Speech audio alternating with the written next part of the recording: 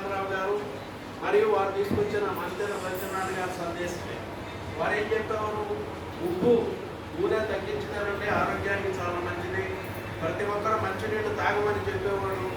తర్వాత యోగాసనాలు కూడా ఎంబీఎస్ అండ్ ఎస్జేఆర్ ఆర్యవైస్ కళ్యాణ మండపంలో యోగాసనాలు కూడా అందరికీ నేర్పించడం జరిగింది.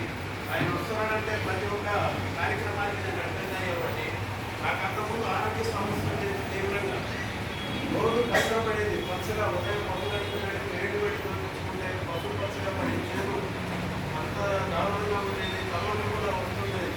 ఎప్పుడైతే మంత్రుల సత్యనారాయణరావు గారి క్లాసుకి వెళ్ళి ఉదయం నిద్ర లేచి వెంటనే లీటర్ పావు నీళ్లు తాగి తర్వాత గంట అయిన తర్వాత లీటర్ పావు నీళ్లు తాగడం మొదలు పెట్టాను. ఆ రోజు నుంచి వెలుగులు కూడా సాఫీగా తాగడం. ఈ 24 సంవత్సరాల నుంచి నేను ఈ రోజు వరకు తర్వాత కానీ ఆ బస్సలు పట్టడం ఏంటో నాకు మాత్రం తెలియదు. ఈ రోజు వరకు ఎంత ఆరోగ్యంగా ఉన్నానంటే దానికి కారణం కూడా వస్తాను.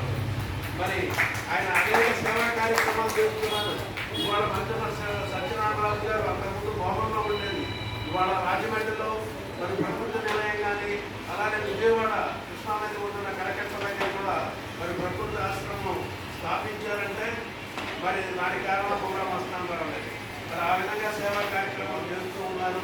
మనం కూడా మన శక్తి కోసం మనం కూడా కార్యక్రమాలు చేస్తూ ఉన్నాం. నేను కూడా మన శక్తి కోసం 12 సంవత్సరాల నుంచి ఉన్నాను. క్లబ్ ప్రెసిడెంట్గా చేశాను, వైస్ ప్రెసిడెంట్గా చేశాను, సెక్రటరీగా 2 సార్లు చేశాను, క్లబ్ అడ్మినిస్ట్రేషన్ డైరెక్టర్గా చేశాను, 5వ ప్రజలుగా చేస్తున్నాను. దాని వరకు సేవా కార్యక్రమాలు చేస్తూ ఉన్నాం. అలానే వాకర్స్ అసోసియేషన్ సెక్రటరీగా 2008 నుంచి నేను సెక్రటరీగా ఉంటే అమరారాజు గారు ప్రెసిడెంట్గా ఉన్నారు. వాకర్స్ ఇంటర్నేషనల్లో కూడా చీరాల వాకర్స్ అసోసియేషన్ చేర్చడం జరిగింది. మన లైన్స్ రోటరీ